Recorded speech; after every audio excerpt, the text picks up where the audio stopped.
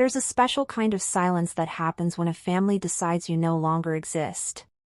It's not the quiet of an empty house. It's the silence of a phone that never rings. Of group chats you've been removed from. It's the sound of your own history being rewritten without your permission. My name is Elara. And they cut me out. So I made a decision. If I was going to be erased, I wouldn't go quietly. I would take the pen and rewrite the ending myself. I would take everything they valued most. I was the youngest of 3. My brother, Marcus, was the golden boy. My sister, Chloe, was the perfect princess. And me? I was the afterthought. The accident, born much later, always trying to catch up. But we had one thing that was ours. Every summer, we spent 2 weeks at our grandfather's old lake house. It was a magical, ramshackle place called Havenwood. The screen door always squeaked, the floorboards were warped, and it smelled of pine needles and old books. That's where I felt I belonged. Grandpa Arthur would tell us stories by the fireplace. He wasn't a man of many words, but to me, he was everything. He saw me. He'd teach me about the stars, about the different bird calls, about how to skip a stone so it bounced 7 times.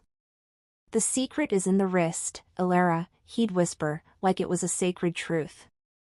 Not the arm. The wrist. I was 12 when he died. The grief felt like a physical weight. But a few weeks later, a lawyer contacted us. Grandpa had left a will. We gathered in his dusty study, my parents, Marcus, Chloe, and me. The lawyer, a serious man with spectacles, read the document. The house, the investments, everything was divided between my parents, Marcus, and Chloe. I listened, my heart sinking. Nothing for me. I tried to hide my disappointment, to be a mature 12-year-old. Then the lawyer cleared his throat. And to my granddaughter, Elara, I leave my personal watch, my stamp collection, and my oak writing desk. There was a palpable sense of relief in the room. My mother patted my head. Oh, sweetie, those are such nice, sentimental things. They were pitying me. I could feel it. But I didn't care. Because the lawyer wasn't finished. He handed me a sealed envelope. He asked that you read this in private. Later, alone in my room, I opened it. In my grandfather's shaky script, it read, "My dearest Elara, you have an old soul and a curious heart. The others see the value in what shines. You see the value in what lasts. The desk has a secret. The left drawer has a false bottom. What you find there is for you alone. It is the true heart of Havenwood. Guard it. Use it wisely when the time comes." My heart hammering, I went to the old oak desk. I ran my fingers along the left drawer, pressing and probing until I felt a tiny, almost imperceptible catch.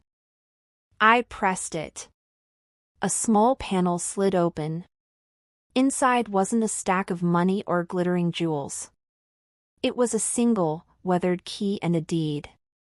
The deed wasn't for the house. It was for the entire 50 acres of pristine, untouched woodland that surrounded it, the forest we called the Whispering Woods. And the key was for a safety deposit box. In the box, I found another, more formal document. A land grant and a trust fund, established in my name alone. The money wasn't a fortune, but it was enough to pay the property taxes on the land for decades. The deed was ironclad, signed and notarized years before his death. Grandpa hadn't forgotten me. He had given me the soul of the place, while the others had gotten just the body. He had given me a secret. A weapon of last resort. I decided then and there to keep it that way. A secret. For years, life went on. I became a landscape architect. I loved creating beauty, building serene spaces. I was good at it, but it wasn't a flashy career. Marcus was a high-powered lawyer, constantly talking about his book of business. Chloe married a wealthy financier and became a professional influencer, her life a curated gallery of perfection. I was always the odd one out. At family dinners, my stories about a new park design were met with polite nods before the conversation swiftly returned to Marcus's latest big case or Chloe's trip to the Maldives. The lake house, Havenwood, became the family's summer trophy. My parents retired there. The conversations started to change. "It's such a drain on our retirement funds," my father would complain. "The upkeep, the taxes. Imagine if we sold it," Marcus said one Thanksgiving, his eyes gleaming. "This property, with the lake frontage? It's worth millions now. We could split it 3 ways. 3 ways. Not 4. I felt a chill. Sell it? But it's Grandpa's house. It's us. Chloe gave me a condescending smile. "Oh, Elara, don't be so sentimental. It's just a house. And think of financial freedom." That was the beginning of the end. The discussions about selling became more frequent, more serious. They started having meetings about it. I was never invited. I'd hear about them after the fact. "Mom, why wasn't I included?" I asked once, my voice trembling. "It was just a quick call with Marcus and Chloe, darling. You're so busy with your plants." The silences grew longer. The invitations to Sunday dinners became sporadic, then stopped. My birthday came and went without a call. I tried to reach out. I'd call my mom. "Hi, sweetie. Can I call you back? We're just in the middle of something with Chloe." Click. The final cut came on a bright, sunny Tuesday. It was a group email. The subject line, "Havenwood sale offer accepted." My blood ran cold. I opened it. It was from Marcus. "Team, great news. We've received a full-price cash offer on Havenwood. The buyers are eager and the closing is set for 60 days out. Mom and Dad are thrilled to be moving to a condo in Florida. Attached are the preliminary disbursement figures for the 3 of us. Let's make this smooth." 3 of us. I was erased. Completely. I wasn't even an afterthought. I was a non-entity. I picked up the phone, my hands shaking with a cold, clean fury. I called my mother. "Elara, now is not a good time." "Mom." The email. I wasn't included. "Well, honey, you have to understand. You never really contributed. Not like Marcus and Chloe. And that little job of yours, this money is for our retirement security. It's for the family. The family." The words were a knife. "I am family," I whispered, my voice breaking. "It's just business, dear. Don't be so dramatic." I called Marcus. It went to voicemail. I called Chloe. She sent a text, "So busy. Talk later?" They had collectively decided I didn't matter. The silence was now complete. I sat in my quiet apartment, the ghost of a 12-year-old girl clutching a secret key, and I let the betrayal wash over me. It didn't make me sad. It made me cold. It made me sharp. They thought they held all the cards. But they had forgotten. Grandpa Arthur had always said I was the one who saw what others missed. I knew something they didn't. I owned the ground beneath their feet. The plan formed in my mind, not as a hot burst of anger, but as a cold, precise blueprint. I wouldn't scream. I wouldn't beg. I would simply present them with an immovable object. I would use the one thing they valued: the law, money, property, against them. My first visit was to the county clerk's office. I pulled the official plat maps for the Havenwood property. There it was, clear as day. Parcel A, the house and the immediate lakefront. Parcel B, the 50-acre Whispering Woods.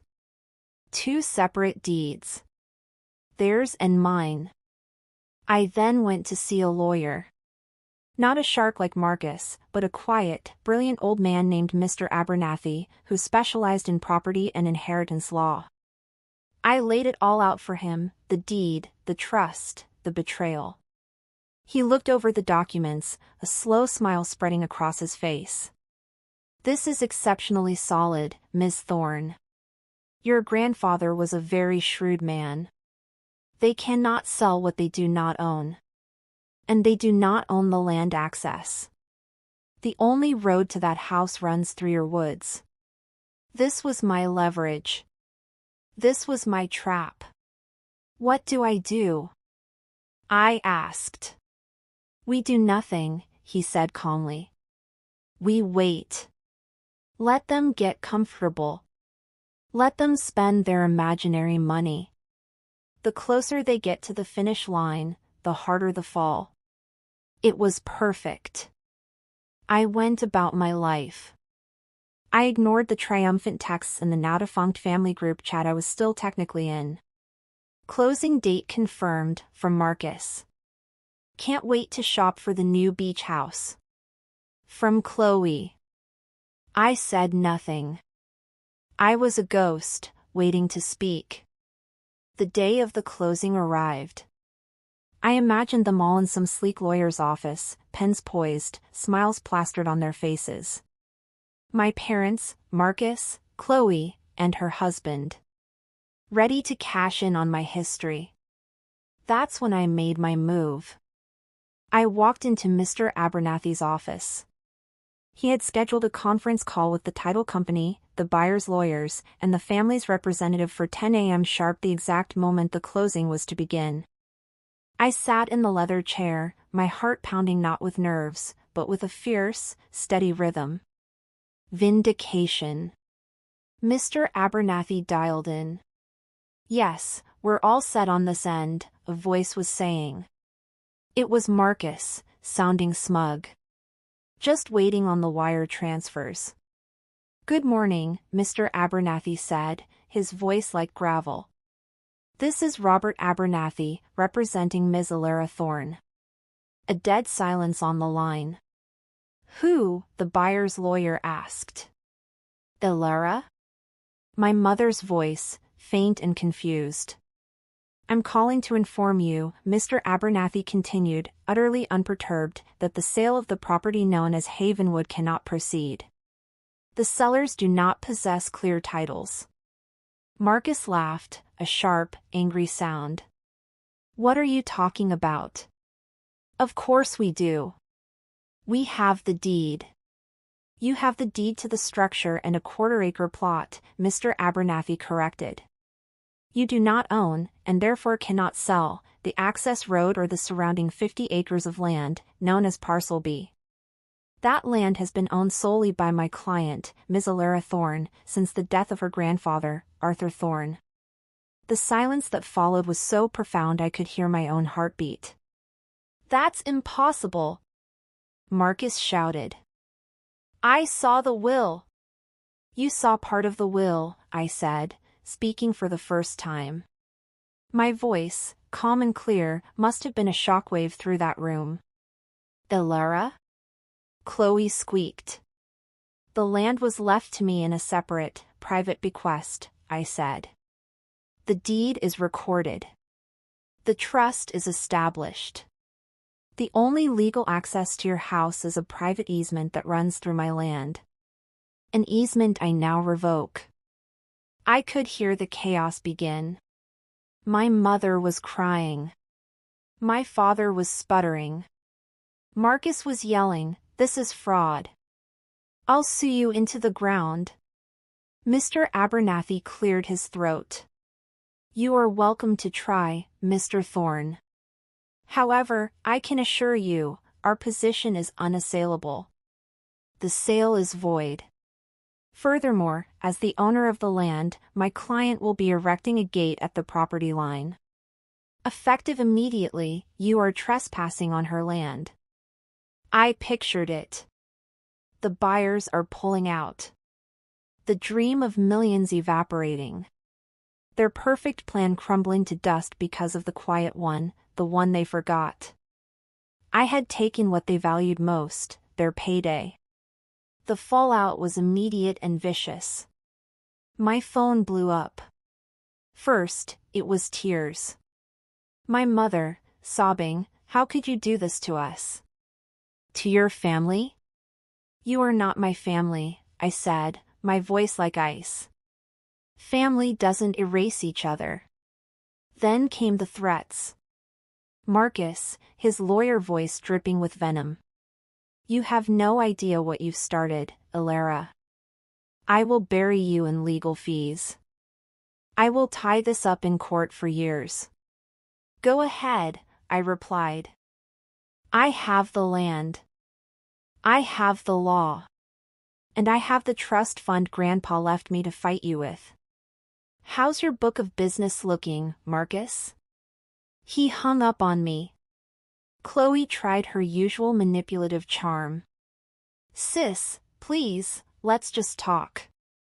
We can work this out. We can include you now. A 4-way split." "It's too late for that, Chloe," I said. "You showed me exactly what I'm worth to you. Nothing.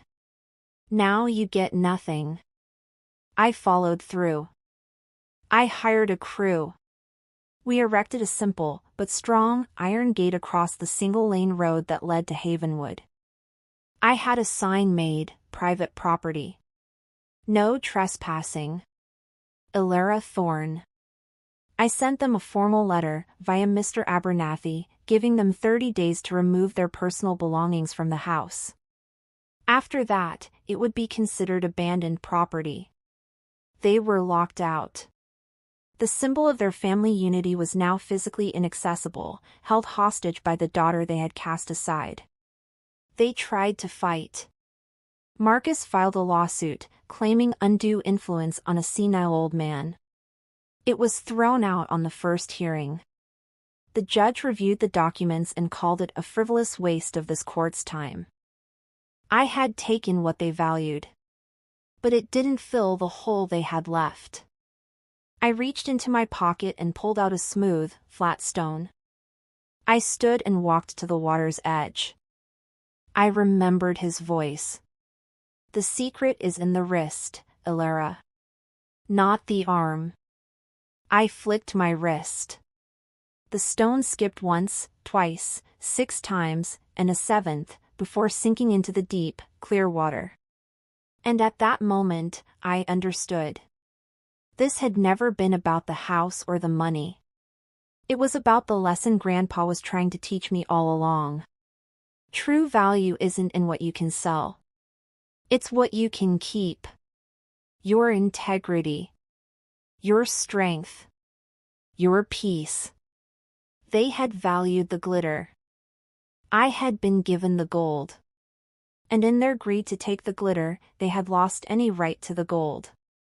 I didn't keep the house out of spite. After the legal dust settled, I made a decision. I donated the 50 acres of Whispering Woods to the state as a protected nature preserve in my grandfather's name. It could never be developed. It would remain, forever, as he loved it. As for the house itself, since my family had legally abandoned it, I took possession. I didn't sell it. I didn't live in it. I found a non-profit that provided respite getaways for foster children and donated the house to them. They renamed it Havenwood House. Now, the silence is filled with the laughter of children who need a safe place to belong, just like I did. My family? They never spoke to me again. I heard through the grapevine that Marcus and Chloe blamed each other for the debacle, and their relationships fractured. My parents moved to their Florida condo, bitter and diminished. They had cut me out to gain a fortune, and in the process, they lost everything: the money, the house, and ultimately, each other. So, what did I learn from it all? That when people show you who they are, believe them. Even if they share your blood. That revenge isn't about hurting others. It's about reclaiming the power they tried to steal from you. And the most powerful revenge of all is to live a good, quiet, and peaceful life on your own terms. They cut me out to make themselves whole.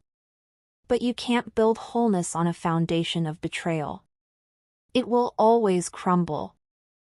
I took everything they valued most. But in the end, I gave it all away. And in that giving, I found the one thing they could never take from me, and the one thing I truly valued. My peace.